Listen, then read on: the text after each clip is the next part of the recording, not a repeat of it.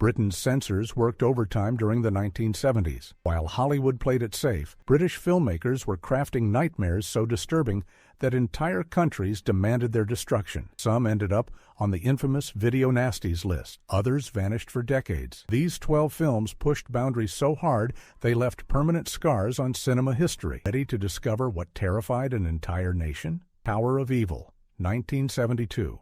This little slice of British terror opened with a discovery so gruesome that censors immediately reached for their scissors. A group of treasure hunters arrives on Snape Island only to find mutilated bodies scattered across the rocky terrain. The sole survivor cannot remember anything about what happened that night. What follows is a descent into madness, mythology, and murder that British censors deemed far too intense for mainstream audiences. Director Jim O'Connelly understood something fundamental about exploitation cinema.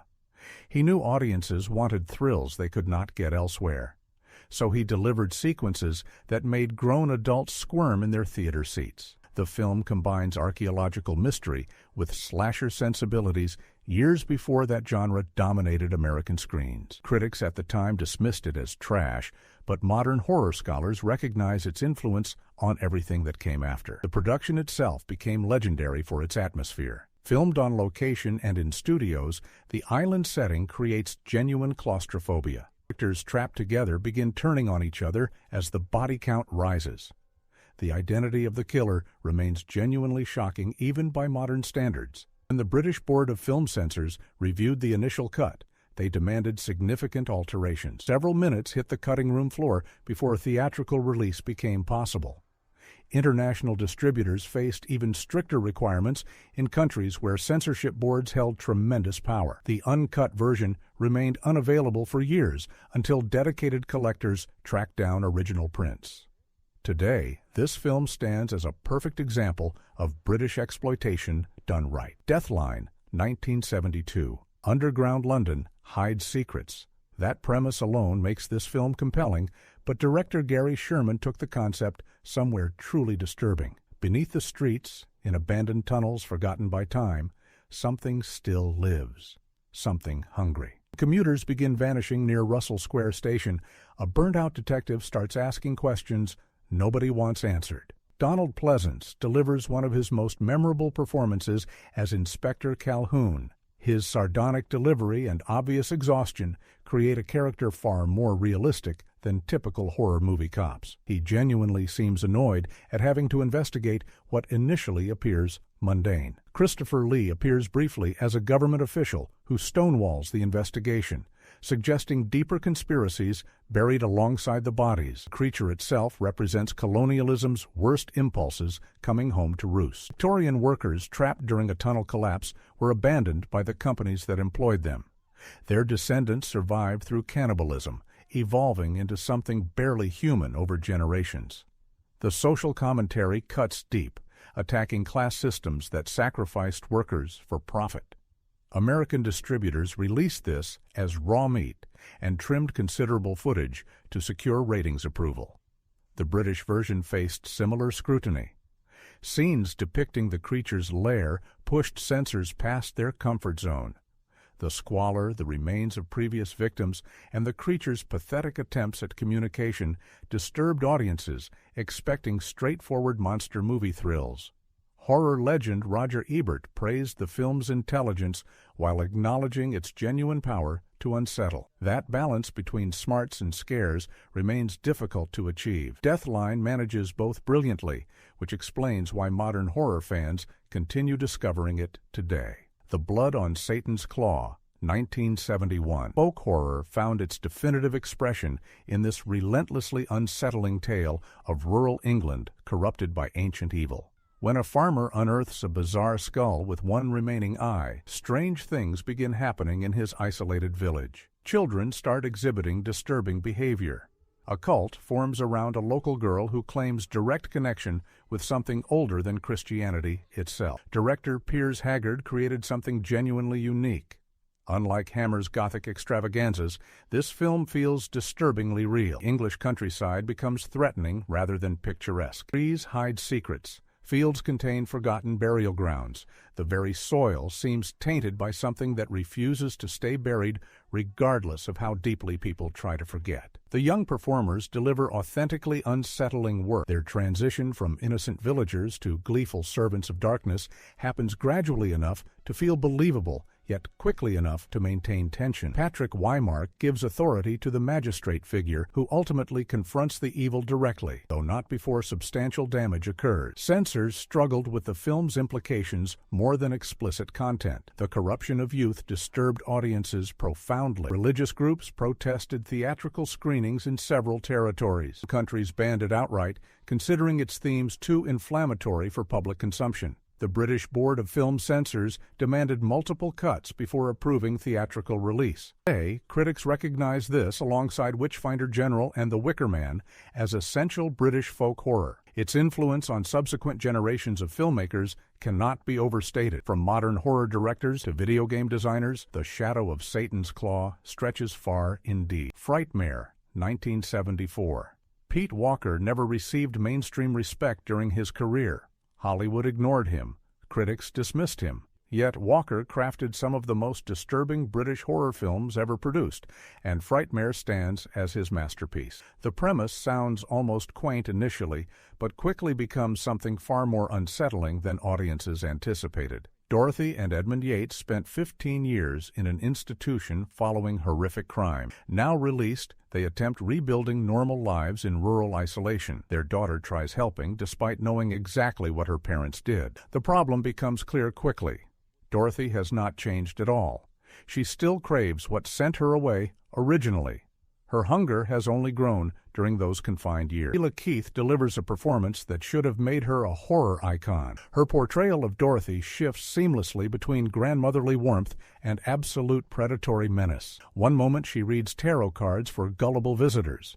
The next, she reveals her true nature with terrifying efficiency. Walker understood that elderly women rarely played villains, making Keith's casting genuinely subversive. The British Board of Film Censors rejected the initial submission entirely. Walker spent months negotiating cuts before theatrical release became possible. Even then, several councils banned local screenings. The Video Recordings Act later placed Frightmare on the infamous Video Nasties list, restricting availability for years. Uncut versions remained nearly impossible to find until dedicated labels began restoration work. Walker himself considered this his finest achievement. He pushed British horror somewhere genuinely transgressive while maintaining enough craftsmanship to elevate the material beyond mere shock value. Modern reassessment proves his confidence entirely justified. House of Whipcord, 1974. Pete Walker returns with another exercise in sustained unpleasantness. This time he targets the British establishment directly, crafting an allegory about authoritarian punishment that disturbed viewers across the political spectrum. When a young French model encounters a charming stranger at a party, she accepts his invitation to visit the countryside. That decision proves catastrophic beyond imagination. The stranger brings her to a private prison operated by his elderly mother and her blind associate. Both women believe modern society has grown too permissive. Courts release criminals too easily. The justice system coddles wrongdoers. They created their own facility where harsh punishment replaces rehabilitation entirely. Infractions receive increasingly severe responses, culminating in the ultimate sentence. Walker shot the film in an actual Victorian prison, lending authenticity that studio sets could never match. The stone walls practically sweat menace. Every corridor promises fresh torment.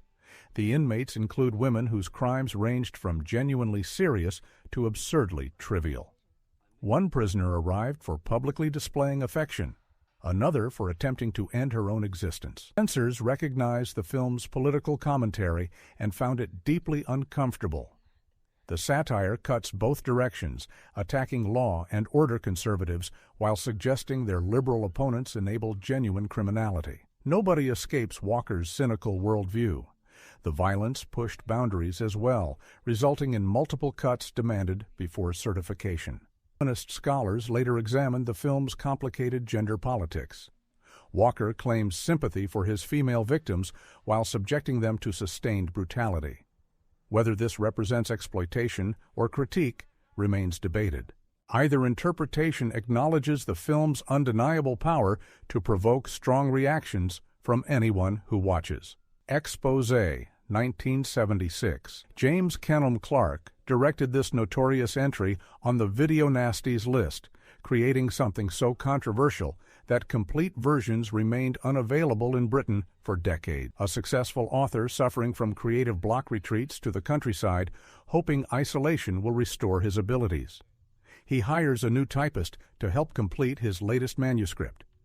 Her arrival initiates a spiral into madness that neither character survives, unchanged. Udo Kier brings genuine star power to the author role.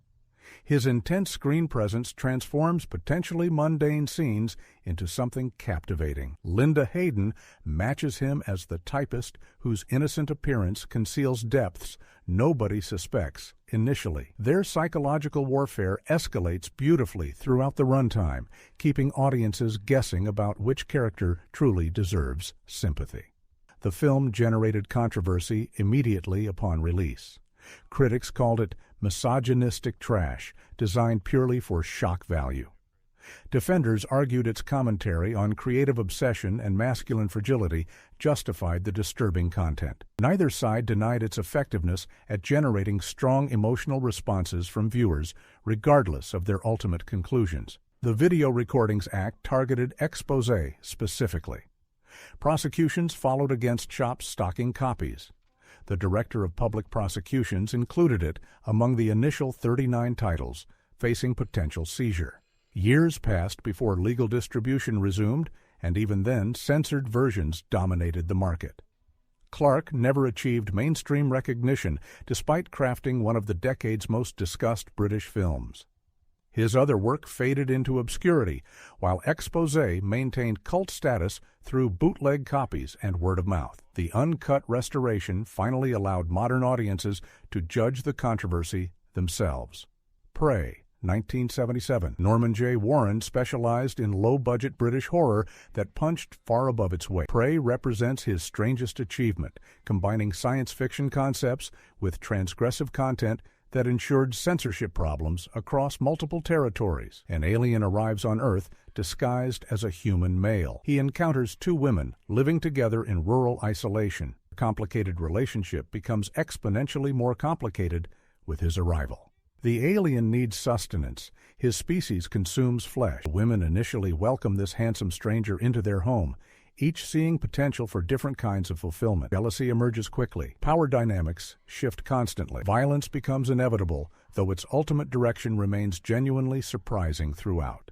Warren shot the film for virtually nothing yet, achieved atmospheric results that embarrassed bigger productions. The English countryside becomes threatening through careful framing and suggestion rather than expensive effect. The three lead performances carry everything, creating believable characters caught in impossible situations. Barry Stokes brings unsettling otherness to the alien while remaining strangely sympathetic despite his dietary requirement. British censors demanded substantial cuts before theatrical certification.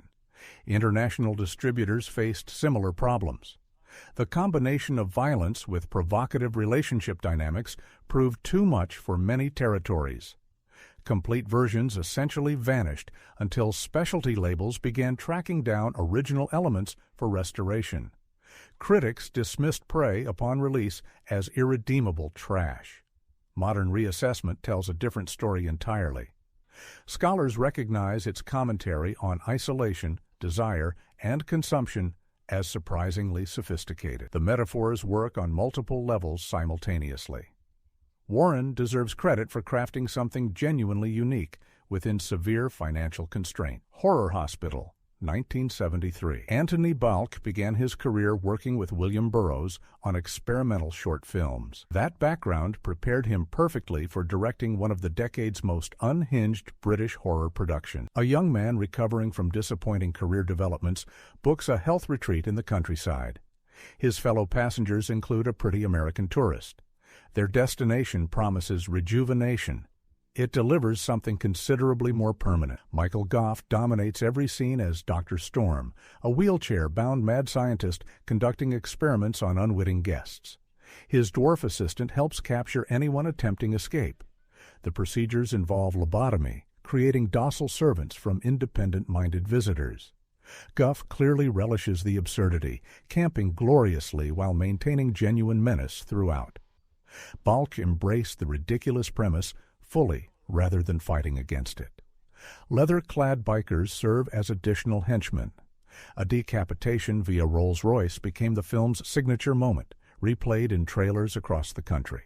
Tone shifts constantly between genuine horror and deliberate comedy, keeping audiences perpetually off balance about appropriate responses. The British Board of Film Censors worried about the violence despite its cartoonish presentation. Cuts followed before theatrical certification. The decapitation sequence suffered particularly, losing impact through judicious trimming. International versions varied widely depending on local standards and distributor preferences. Horror Hospital found its audience eventually through midnight screenings and home video distribution. Fans appreciated Balch's willingness to embrace absurdity completely. The film makes no pretense toward respectability, delivering exactly what its ridiculous title promises. Sometimes that honesty counts for more than artistic ambition ever could. House of Mortal Sin, 1976. Pete Walker appears again, this time targeting organized religion with characteristic ruthlessness. A young woman seeking guidance visits her local Catholic church for confession. The priest she encounters harbors secrets far darker than anything parishioners might reveal. His obsession with this troubled visitor escalates into something genuinely terrifying that leaves bodies throughout the congregation. Anthony Sharp plays Father Meldrum with perfect controlled menace. His performance suggests genuine belief in his own righteousness, even while committing atrocities. The character believes himself an instrument of divine will, punishing sinners through means the church would never officially sanction. Sharp finds humanity within the monster, making Father Meldrum disturbingly plausible, rather than simply cartoonish. Religious groups predictably condemned the film before anyone saw it. Walker received threatening correspondence from believers outraged by the premise alone. Once theatrical screenings began, the controversy only intensified. Several local councils banned showings entirely.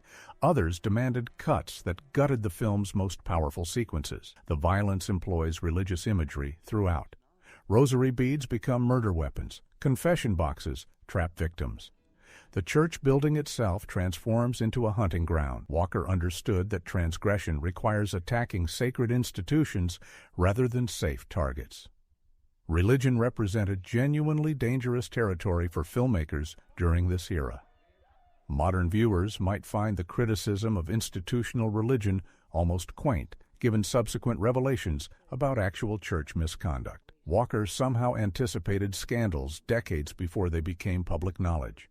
His cynicism about religious authority seems less outrageous now than it did upon initial release. The Living Dead at Manchester Morgue, 1974. Jorge Grau directed this British and Spanish co-production that brought George Romero's zombie mythology across the Atlantic with devastating effectiveness. An agricultural device using radiation to control insects creates unintended consequences. The dead begin rising in the English countryside. Two strangers caught in the wrong place at the wrong time must survive, while authorities refuse believing their increasingly desperate warnings. Arthur Kennedy plays the skeptical police inspector who becomes almost as threatening as the zombies themselves. His determination to blame the young protagonists for murders actually committed by the risen dead reflects generational tensions dominating the decade. Kennedy brings gravitas to a role that could have become pure caricature, creating genuine hatred in audiences who recognize his type immediately.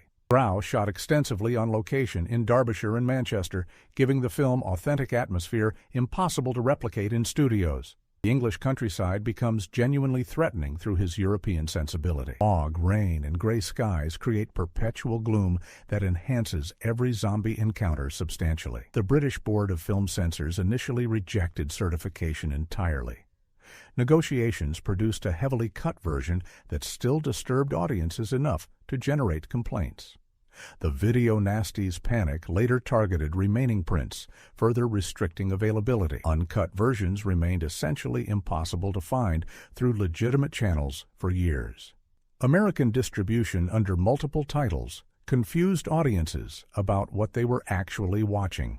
Let Sleeping Corpses Lie, Don't Open the Window, and Breakfast at the Manchester Morgue all referred to identical prints with varying degrees of censorship applied. The complete restoration finally allowed Grau's vision to reach audiences as intended decades after original release. Symptoms, 1974.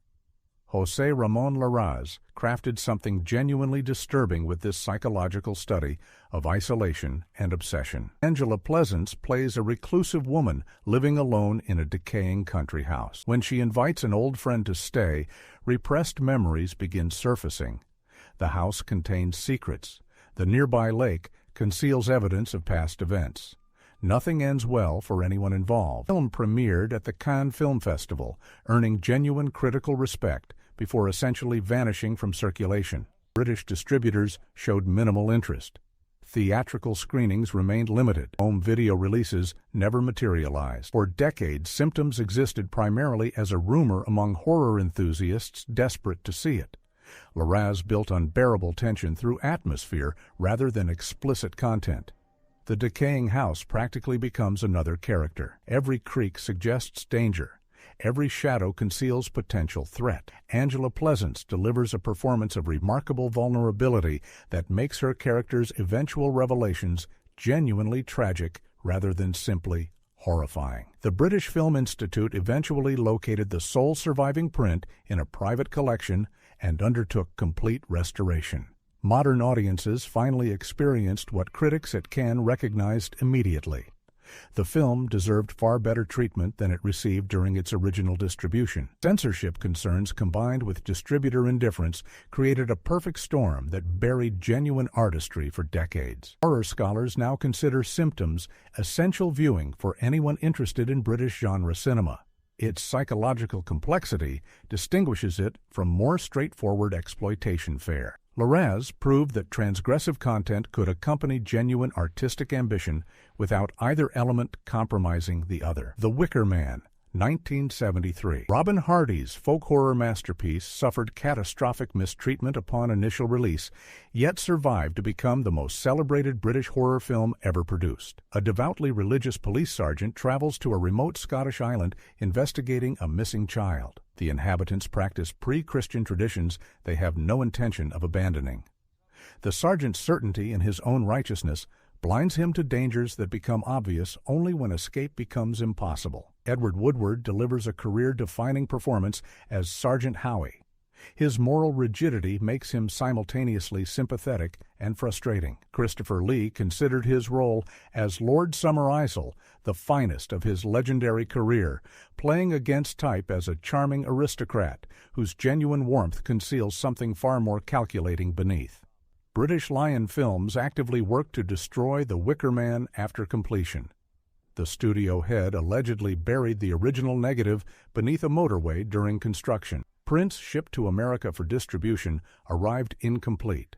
The theatrical release used a shortened version, missing crucial scenes that established character motivations and thematic depth. Hardy spent decades attempting restoration, tracking down surviving elements across multiple continents. Each version that surfaced revealed additional footage audiences had never seen. The final director's cut, assembled from various sources, demonstrated just how much the studio's interference had damaged the original vision. The film's reputation grew steadily through word of mouth and critical championing. Cine Fantastique magazine devoted an entire issue to documenting its troubled history. Eventually, The Wicker Man achieved recognition as essential British cinema, appearing on countless best-of lists across every genre it touches. 12 films that terrified censors across Britain and beyond. Each one pushed boundaries that mainstream cinema refused to acknowledge even existed. Some earned rehabilitation and critical respect. Others remain difficult to find even today. Which forgotten British shocker deserves rediscovery next? Drop your recommendations in the comments. And here is the real question worth debating. Did censorship protect audiences or simply create forbidden fruit that made these films more desirable than they ever would have been otherwise? The video nasties' panic turned obscure exploitation into legendary cinema. Were the censors the best marketing team these filmmakers ever had?